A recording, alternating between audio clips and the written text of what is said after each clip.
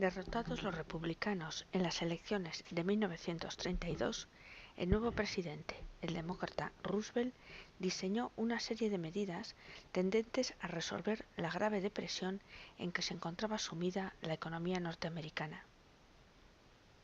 Las actuaciones se encaminaron a poner fin a la postración de los más de 12 millones de parados norteamericanos.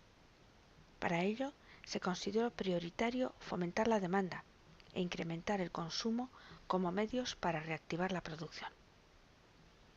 Dos fueron las vertientes esenciales del New Deal. En primer lugar, la económica, que abordó los siguientes problemas. En primer lugar, el financiero.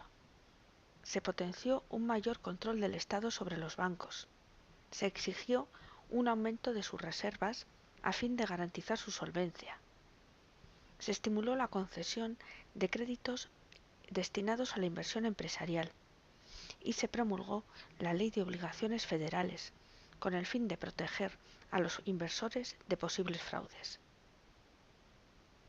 En segundo lugar, se intentó solucionar el tema de la industria, potenciando subvenciones a empresas con el objetivo de estimular su recuperación. Se pusieron en funcionamiento gigantescos proyectos de obras públicas que dieron trabajo a más de 3 millones de trabajadores. Por último, se trató el tema del campo. Se buscó la recuperación de los precios, ya que la sobreproducción había bajado estos y, por tanto, los beneficios de los agricultores. Esta reducción se consiguió a cambio de una indemnización recibida por los agricultores. El resultado fue la disminución de las cosechas y, por tanto, la subida de los precios. En 3 años se consiguieron duplicar las rentas agrarias. El segundo gran campo de acción fue el social. En primer lugar, se afrontaron temas laborales. Se regularon las relaciones entre patronos y obreros, reglamentando un salario mínimo y la jornada horaria máxima.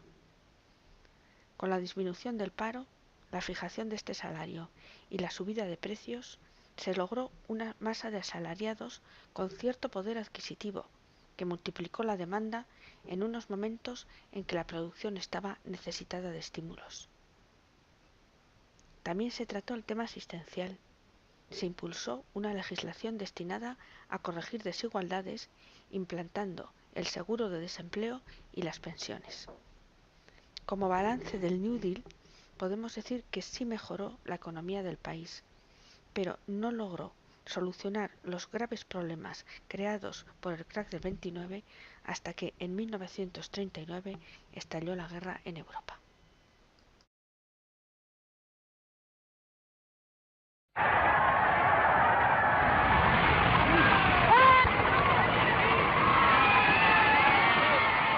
Pero en 1932, 12 años de gobierno republicano llegaban a su fin. I, Franklin Delano Roosevelt, do solemnly swear that I will faithfully execute the office of President of the United States. El demócrata Franklin Roosevelt fue elegido presidente por mayoría abrumadora. Su primera tarea fue restaurar la confianza. The only thing we have to fear is fear itself. Visto como un salvador, Roosevelt prometió un New Deal para el pueblo estadounidense y regular el sistema financiero. There must be a strict supervision of all banking and credit and investment. There must be an end to speculation with other people's money. El nuevo presidente actuó rápidamente. Garantizó los depósitos bancarios y elaboró leyes para obligar a los banqueros a operar bajo una estricta supervisión gubernamental.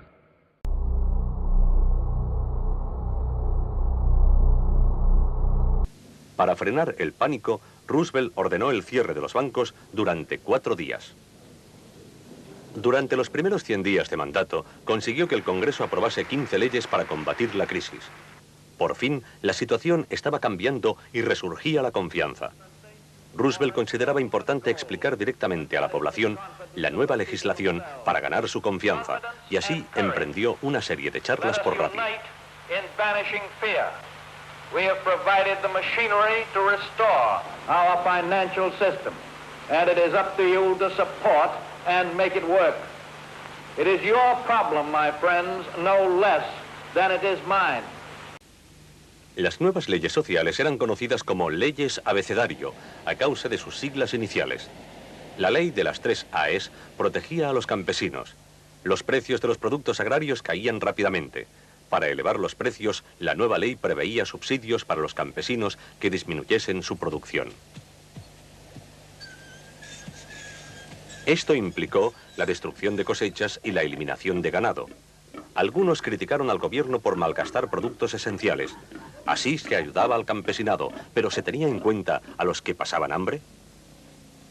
En respuesta, Roosevelt creó un departamento de obras públicas, la WPA.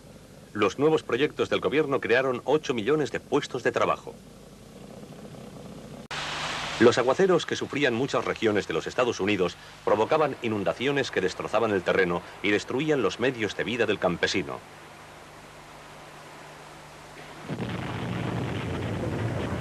La región más afectada era la cuenca del río Tennessee. Una de las leyes abecedario más importantes creaba la TVA, Tennessee Valley Authority. Este ambicioso programa consistía en construir pantanos para impedir nuevas inundaciones y proporcionar electricidad barata. Las empresas privadas excluidas del proyecto se opusieron. Muchos americanos pensaron que con Roosevelt en la Casa Blanca las cosas irían mejor. Y una de las primeras órdenes que dio como presidente fue la de que se atendiese a todo el mundo que presentase sus problemas a la Casa Blanca. Ciudadanos de todas las clases sociales escribieron al presidente porque pensaban que podría resolverles sus problemas.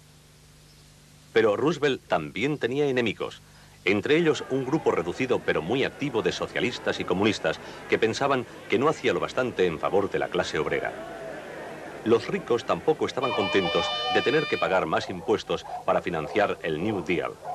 Veían en Roosevelt a un traidor a su propia clase y una amenaza para su estilo de vida. Algunos no querían ni pronunciar su nombre. Roosevelt respondió a estas críticas con claridad y contundencia. En 1936, Alfred Landon, republicano, aspiraba a la presidencia frente a Roosevelt. Landon acusaba al New Deal de poco práctico y despilfarrador. It must be obvious to everyone that waste and extravagance do not make jobs. It is a pitiful spectacle to see Republican leaders call this great program waste and extravagance.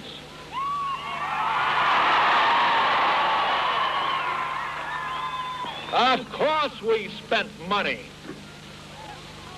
It went to put needy men and women without jobs to work. Roosevelt 1280. Landon 664. Los primeros resultados demostraron claramente que Roosevelt había obtenido otra victoria aplastante.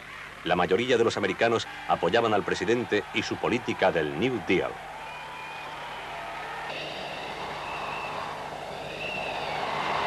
Pero se acercaban tiempos difíciles. Los cultivos intensivos practicados durante años en la región central habían dejado el suelo exhausto. Entre 1933 y 1936, las sequías y los vendavales arrastraron literalmente millones de hectáreas. Año tras año, las tempestades de polvo convirtieron los días en noches.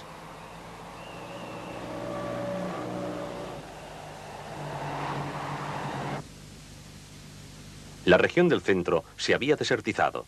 Nada podía crecer. Los animales morían.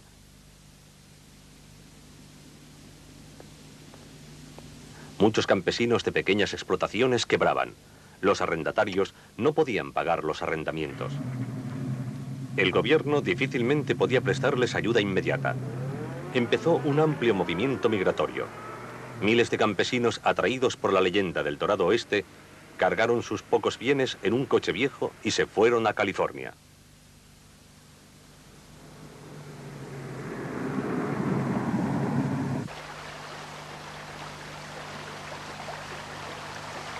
Pero en los ricos y fértiles campos de California no encontraron la acogida esperada.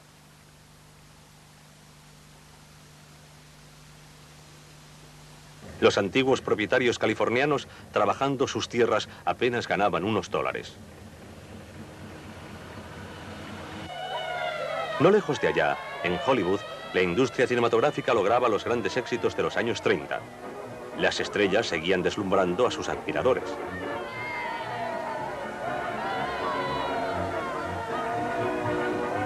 Era un mundo encantador, lleno de fantasía y frivolidad, que ayudaba a muchos americanos a olvidar sus problemas. La vida real de los que habían llegado de las regiones centrales desérticas era muy distinta de la que mostraban las películas. En el otro extremo del país, en Washington, el New Deal suscitaba una oposición cada vez mayor.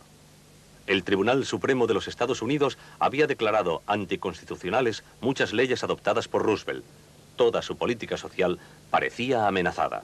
El paro volvió a crecer en 1938. Reaparecieron las colas de parados. Pero al menos ahora el gobierno estaba en situación de ayudarles. Los parados ya no deberían buscar restos de comida en los cubos de basura. La seguridad social y las pensiones eran algo real. Al final de los años 30, el New Deal había empezado a transformar el país. Las agencias gubernamentales construían carreteras, casas, escuelas, hospitales y toda clase de edificios públicos. Gracias a los nuevos pantanos construidos por diversos programas gubernamentales, en muchas regiones no solo había trabajo y electricidad, sino que millones de hectáreas habían recuperado su fertilidad.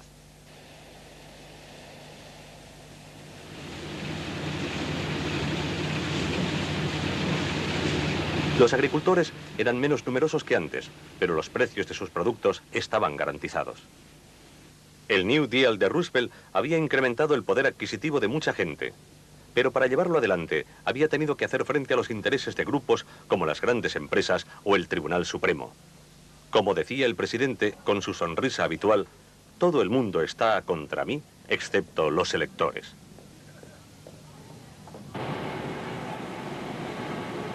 Había ayudado a los Estados Unidos a atravesar un periodo muy difícil.